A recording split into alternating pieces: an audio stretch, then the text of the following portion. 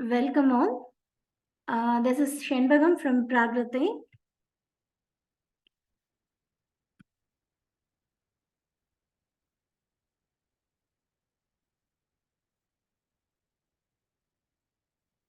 Today we are going to see our history portions for UPSC examination, and moreover it will be used for other state PCS exams also. We will see what we have to study, what are the syllabuses, and which based we have to study. All these points will be seen now.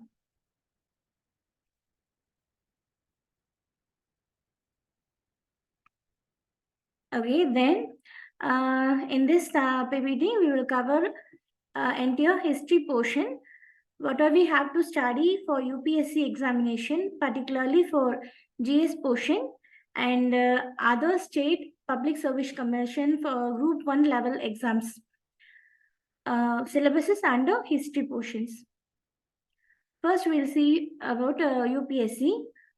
There are preliminary examination and main examination. We have two type of history portions there. First, we have to see on preliminary exam. In that syllabus, they just provide history of India and Indian national movement. Just a single sentence. This is only in the syllabus. History of India and Indian national movement. Actually, what the problem is, history it will be comes under ancient to modern age, and till now all the details under the history of India it will be covered actually. And Indian national movement that will also a vast area.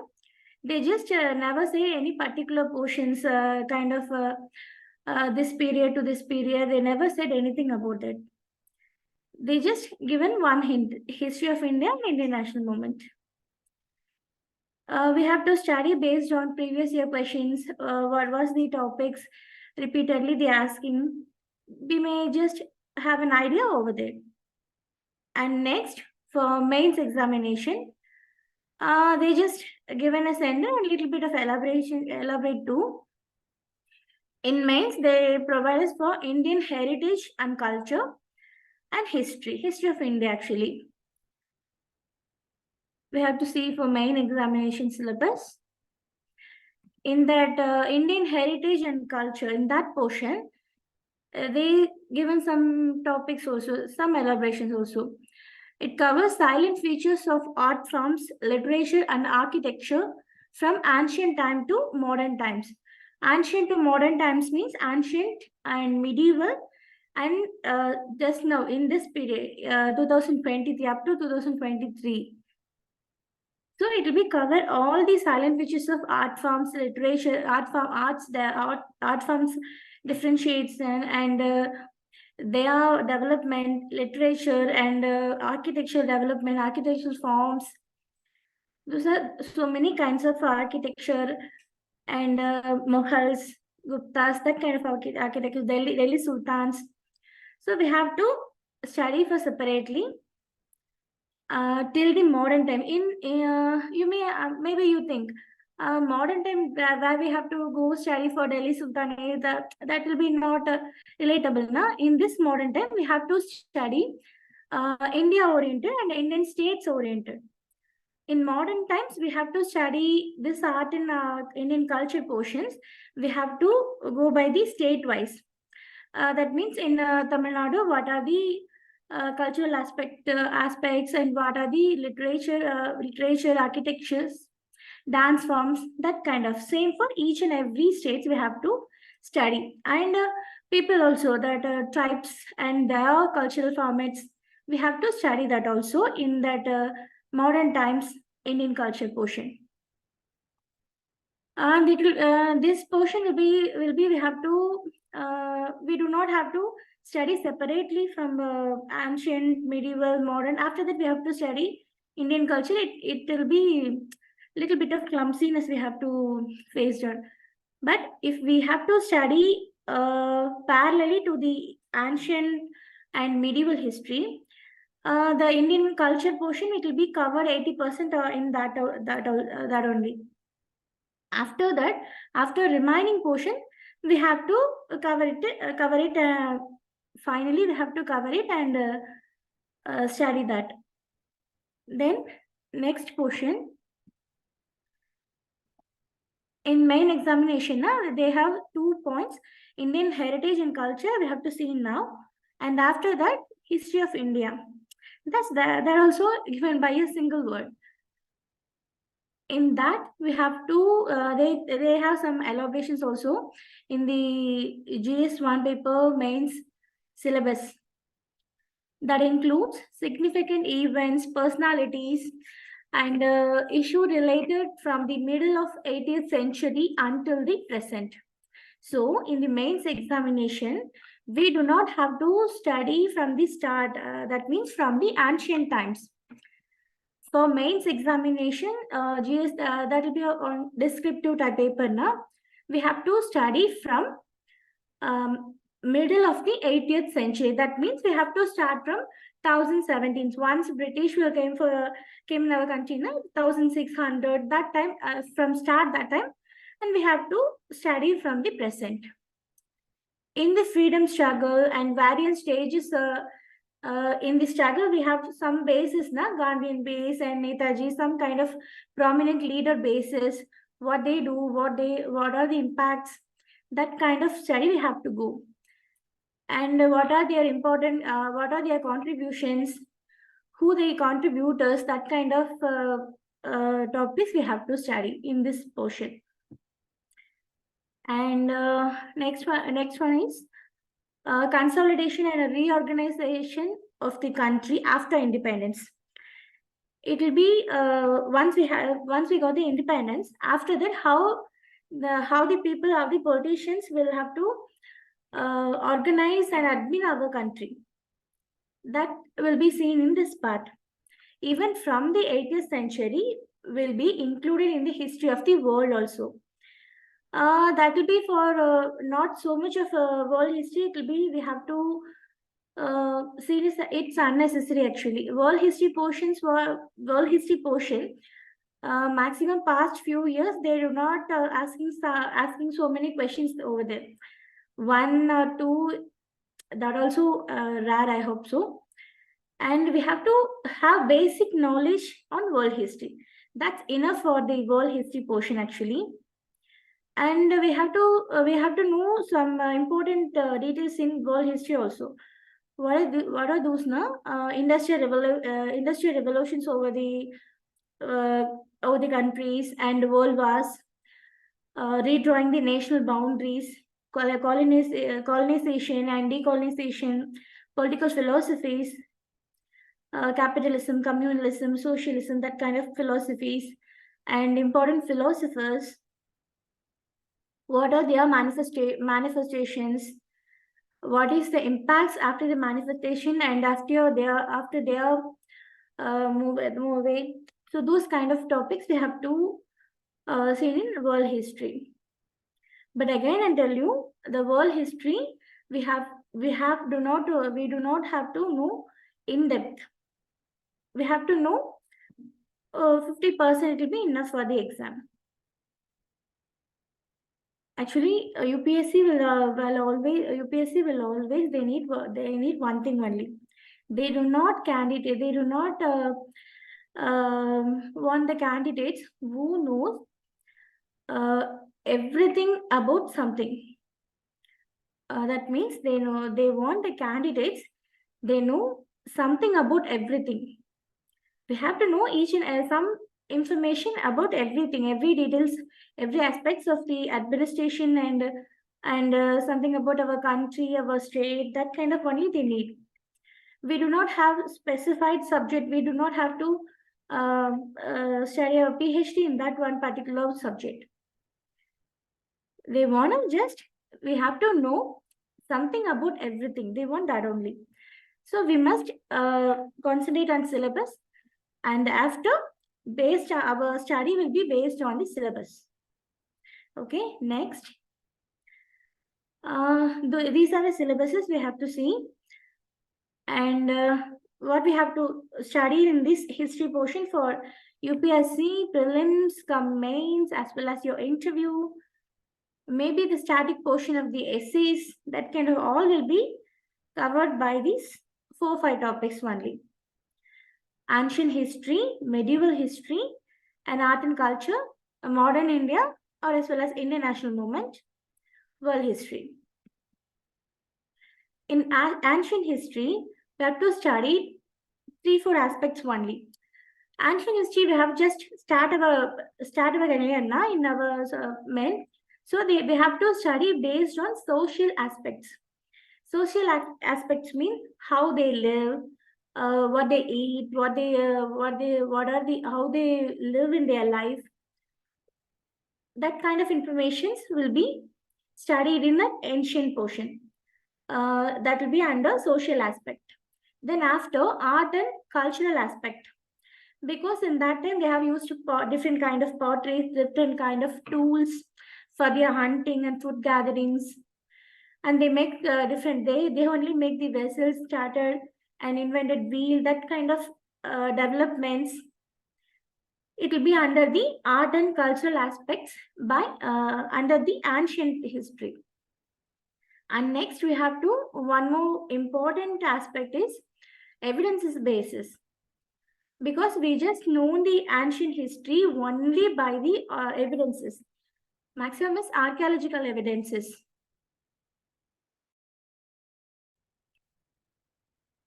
So these 3 aspects only important in the ancient history. We just finished this the ancient history with these 3 aspects. It's enough for the exam.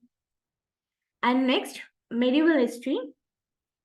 That will be covered under political aspect, administrative aspect, social and cultural aspect, art and architecture and literature based, and relations between ancient and medieval history, and comparisons between dynasties in all aspects.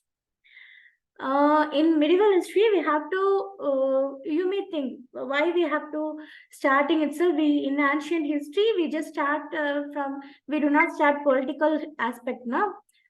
But in medieval history, why we start from political aspect first?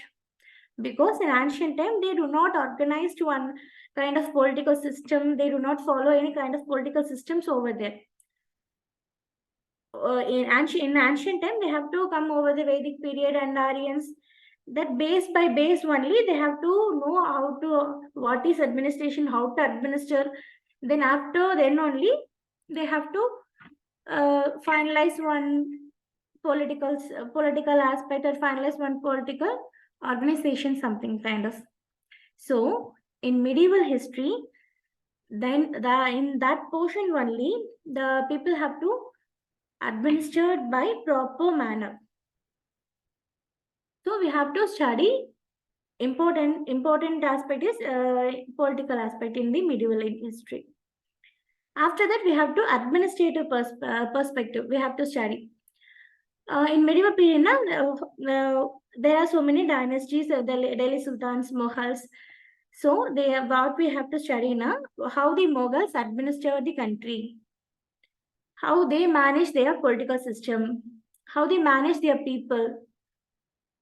In that time, what are the social and the cultural aspects in that time?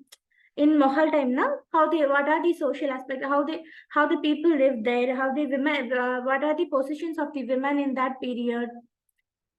And what are the basis of what are the jewelries they wear? What are the clothes they use? They are trade and commerce with other countries, other dynasties. How it will be developed? That kind of informations will be covered under the administrative and social cultural aspects. And in art, I'll tell you finally for that art and architecture and literature base. Next, relations between ancient and medieval history. Once we studied ancient and finished the medieval history means we have to figure it out. One relations means if ancient means that first it was Stone Age, then Indus Valley civilization, then properly Aryans and Vedic period. We have to jump over one by one. So that is the relations. In Stone Age, what are they used? They have to develop, and after that one in Vedic period. So we have to make one relation or make one chart kind of thing now in our mind, not kind of mind map. Just Stone Age now, then they doing that like this, and after that now in this period they doing like this, and we have to figure out that kind of relations between ancient and medieval. Then after comparison between the dynasties and in all aspects. Comparison means, example, Mughals and Delhi Sultanates. Na, we have to compare them now. In Mughals and Delhi Sultanates, what are the administrative aspects? Who and the most prominent leaders in their period? Who was the most prominent leaders? What are they? What are they doing for this society, for their people? Which one is it? Which there are some art and architecture and literature will be someone period will be they are prominent in this in the place. So that kind of we have to compare to the over the dynasties. In Delhi Sultanate, in that kind of also different one. What are the dynasties? It will they are differentiates and how they administrate and how they trade with the other countries. What are the cultural aspects in their dynasty? Which one is best? That kind of will be covered under this. And finally, art and architecture, art and architecture and literature. We have to in that medieval period we have so many informations over there, and so many names and so many literature names, so many authors name we have, but we don't have no choice. We have to know that also. We do not have to know boycott all things. We just know that to eliminate some 50% or 70-30% in our examination. We have something, I already told now, we have something about everything. So don't think of that the history, it will be all the names, all the wars, all the treaties, all the years. Actually, that's not, it's a, what to say, it's a myth kind of, now. Okay, then ancient medieval. Once we finished ancient medieval, parallelly we have to complete the art and culture portion also. What are the portions or topics covered in ancient period? We will finish in that ancient period classes, and after that, what will be under the medieval history? We have to cover in that portions also in parallelly to the medieval history classes. And apart from that, some important topics other than we do not cover the ancient and medieval history classes now, we have to cover separately after once and ancient and history classes will ancient and medieval classes will over. And next, modern India and Indian national movement. Actually, in mains examination, they have to concentrate on modern India or Indian national movement over there. Then political, we have study political aspects. We know that political aspect and social, religious development over there. So many samaj contributions, organizations. We have to study all those, and we have to study what to say, not for the year, not only for the year, and who will start the organization, was there one. We do not know that much only. We have to know why they have started, and what are the aspects and what are the points in their samajas or their organization, and what was the impact on that particular organization. So we have to study in this aspect on social religious organization.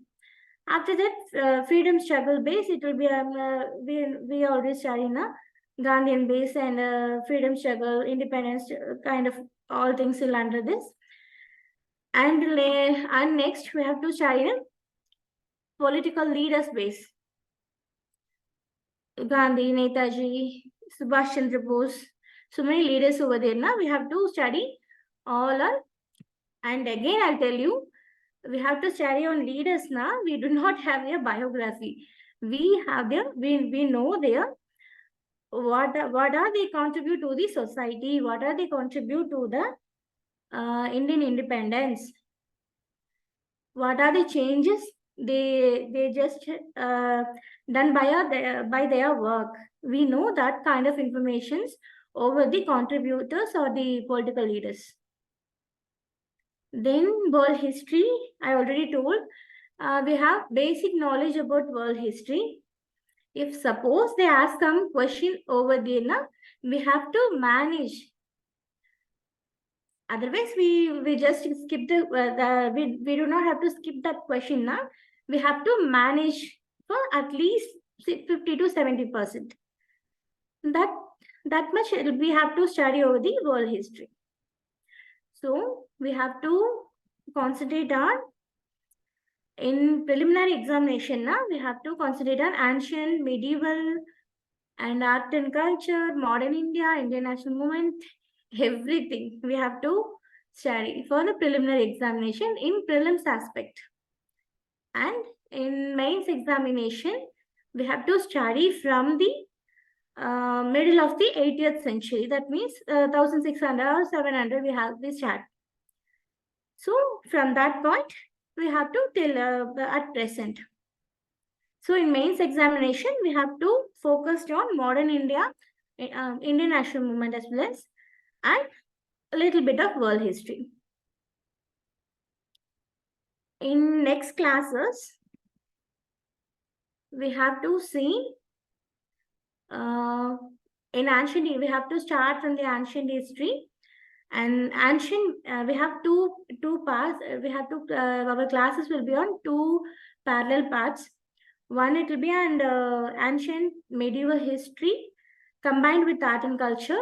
And another one is modern India, that will start from 1600 BC, that in that to present period.